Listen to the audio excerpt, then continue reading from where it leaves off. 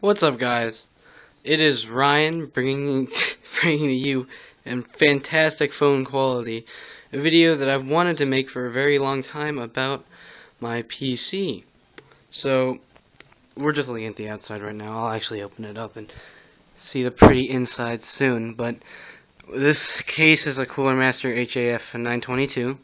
It's a you see all the cables. I love this case. It's really easy to work in. It's just nice. Came with 200mm fans. The side, that one has LEDs. That's nice, and I'll show it turned on in a second. But we can just take a look at it from the outside now. It's a little bit dusty, but I made the video while just thinking I should probably clean this, and I've decided to do it now. So yeah. Oh god. You see, I would have made this video a long time ago, but the lighting's never right in here. So now we can see the optical drive. If I wanted to buy M discs, I could use them, but I don't. So yeah, yes, I actually put on the case badge to get an Asus motherboard and an HIS graphics card. Don't know why I did it, but I think they look alright. And yeah, let's actually crack it open now. We have it open, and we can see my beautiful cable management. It's not very good. It's the best I can really do. I'm not great at it. I mean, have to have the I forget where I got the blue SATA cable. I got it from when Ronald bought his motherboard. We did his PC. But yeah, see the Nerf gun back there? Yeah, but this cable management isn't great. Okay, the lighting is still awful, but if I try to do this any other time of day, it'll be worse. So forgive me. Okay, so we'll go through the specs in here. The motherboard back there is a Asus M4A89 GTD Pro, and that's the one with USB 3. Where's the bluest USB port that I can show? USB 3 is there. Can't see the color on the video, that sucks, but yeah. Processor is a 1055T, the 6-core AMD Phenom. I run it at 3.5 gigahertz right now, at least. And the cooler I have on it's an Antec cooler H2O 620, and it should be stable at 4 gigahertz, but it's just not. Like, I'll try to render something and then blue screen. And I know that they say, like, the temp readings are crazy on the thing. On average, it'll read to be 10 degrees cooler when it's not.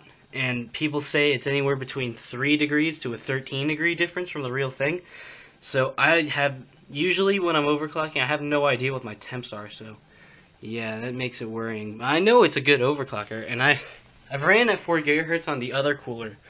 I had a Coolit. Yeah, and then I don't know. That was stable at 4 gigahertz. This, for some reason, isn't. Maybe it's, and you know, I haven't messed around with the RAM timings. I might want to do that anyway. The RAM is Corsair XMS3, 1600 megahertz. I run it at 1333 now because it's just the easiest thing to do with the overclock, because I have to do the bus speed and I can't just set the RAM. It has to be according to the bus speed, so 1333 is good. Plus, I've heard that this RAM isn't, you know, fully stable at 1600, and when the processor is at 4 gigahertz, the RAM has to be at 1525 megahertz. So, hell, I don't know. Let's actually dust the radiator. Compressed air. Oh god, that's dusty. Oh Jesus. That's the 6950. It runs good. It plays every game I could want it to. Perfectly happy with that. Isn't drooping a little bit? Okay, that's worrisome. But yeah, underneath that. Oh, you can't even see that shit. Can I tilt it?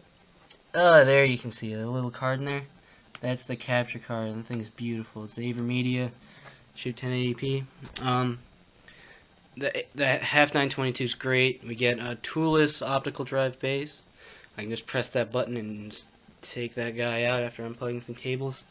And here's the hard drive here. And I'm going to show you the ghetto-ness of this. Give me a moment. Here we can see my real professional cable management. I have some, like, oddly colored zip ties that I just kind of found in my house. And alright, here's the hard drive cage. Now, I don't know if you saw that looking at the front of it, but that's actually a ribbon cable. This is an like IDE 100 like 250 gig hard drive I use for downloads. And you know, it's an ancient technology now, IDE, but for a mechanical hard drive, you really, I mean, it's still like I ran, what was the game that I ran off there? I ran Dead Space and I ran Anti-Chamber off there. Loading times aren't any better than the one above it. That guy's the ribbon cable. This one right here is a 640 gig Seagate, and that's USB. That's SATA 2 3 gig a second, and it's not really noticeably faster. Now above that is ghetto sauce. So let me actually take this out. Oh boy. Oh god. You can see it's moving around. I actually take it out of here and then get the SATA power out. Oh god. Oh god. Okay, and then I'll flip it back around to the front. Boot drive's unplugged, so let's take it out. Okay, yeah. Oh, it looks so nice, but so dusty. Oh god. Poor thing.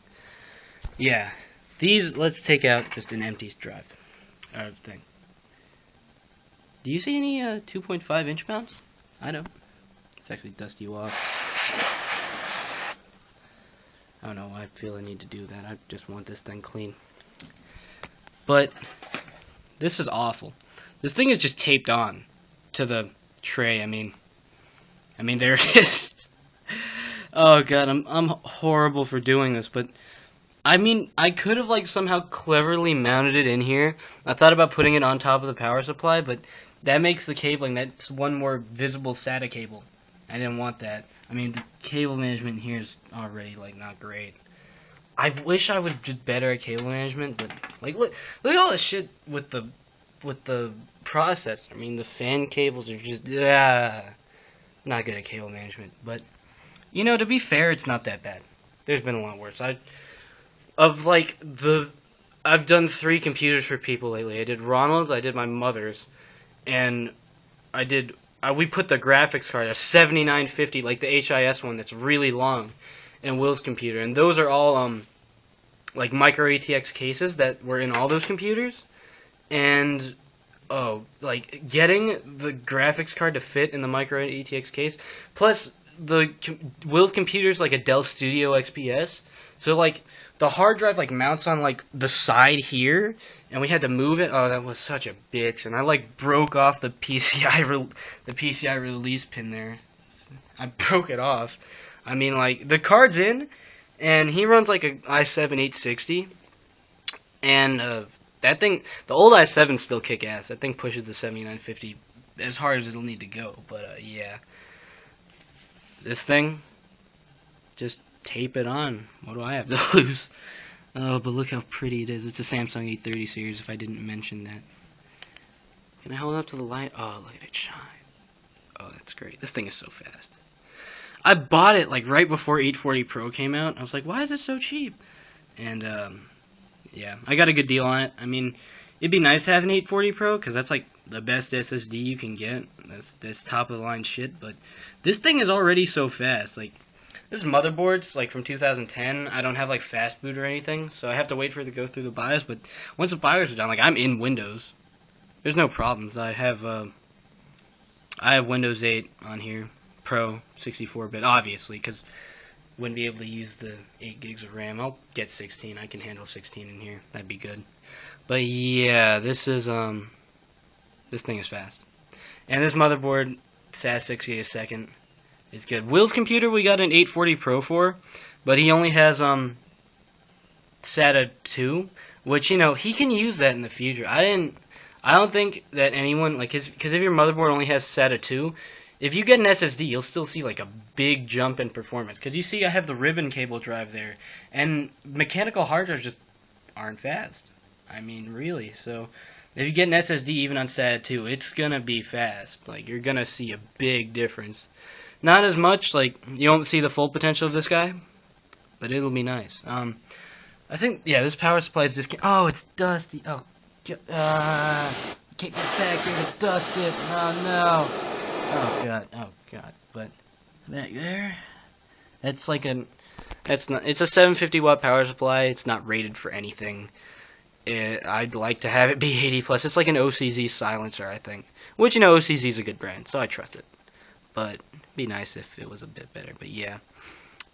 So okay. I didn't show this the whole time because good video editing practice. Never shoot towards the light. It's a bad idea. But, so, I've actually had to been turning the case around to do this video to show the back, and it's a pain in the ass, because I really don't want to disconnect this Molex, because this Molex is awful. It screws up, and then I have to individually, like, push in the pins to get the damn fan to work. It's terrible. I never unplug that. I just kind of have the side panel off here and deal with it. It's awful. But, yeah. There's where the ribbon cable plugs in, if you didn't notice when I showed the front before. Power, 8-pin power, yeah. Fan header, oh, you can't see that, oh god. But yeah, let me put the boot drive back in.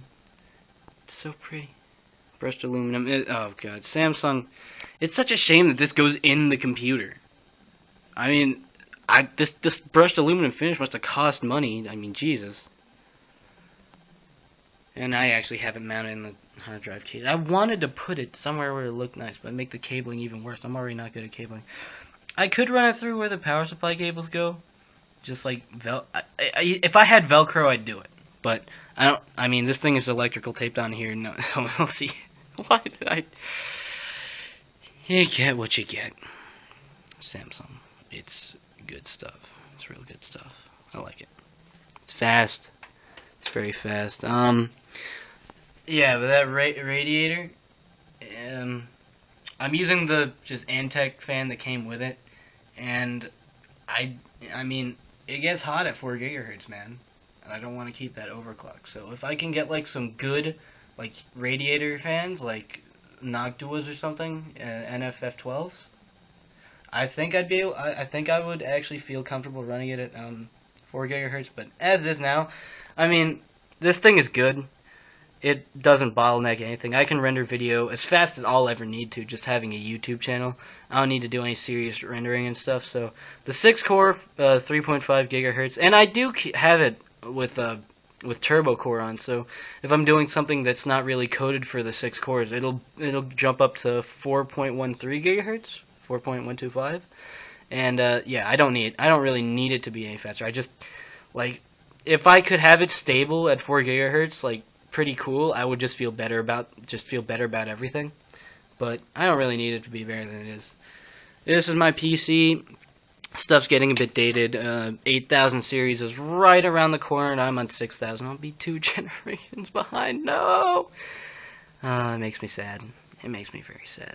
And then there's that, which is from one like HD 5000 launch. But as a gamer, you don't need CPU as much as you need GPU. But I really do like that CPU. 1055T is fantastic, and I'm gonna wanna upgrade soon. This motherboard, it's 890GX, and I know it's not on the CPU support list, but I'm almost entirely sure that you can run the new AMD processors in here, the 8350. I've seen people run the 8350 fine on this motherboard and have it, like, I've seen people overclock, like, modest overclocks. So I've seen a guy run an 8350 in this motherboard at 4.2 gigahertz, which, it's good, stable. I don't know if that was actually, like, on a different subject, that processor, that 1055T in there, I saw in the 1055 owners club, 1055T owners club, like, guy had it at 4.7 gigahertz,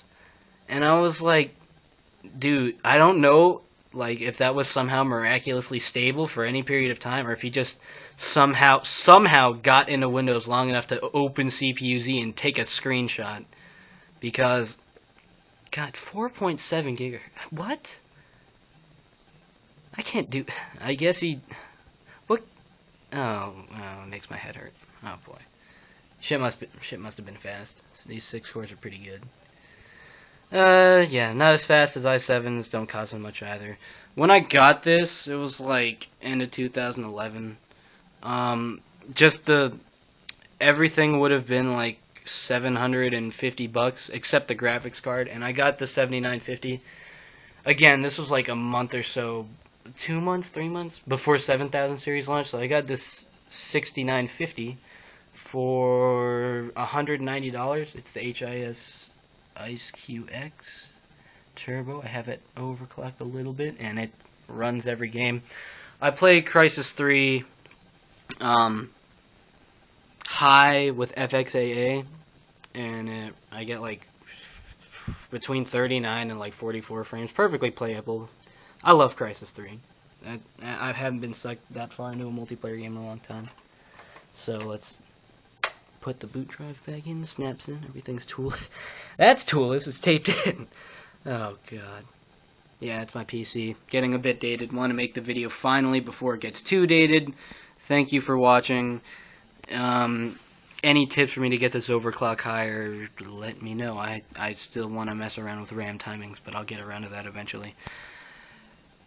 You should totally subscribe if you liked the video. I forgot one of the most important things of the video. I have red case lighting in here, which it's again really dark, you can't really see it, but I'm about to show off the case lighting, so this doesn't matter. Let's turn on. Oh, I didn't fucking put the switch in the back. One moment. It's hard to see up here. Look at the side. Oh, look at that. I love that shit. It's really hard to see in there. See the front. Cooler Master branding. Oh, look at that side fan. Oh, that's the shit. I'm loving it.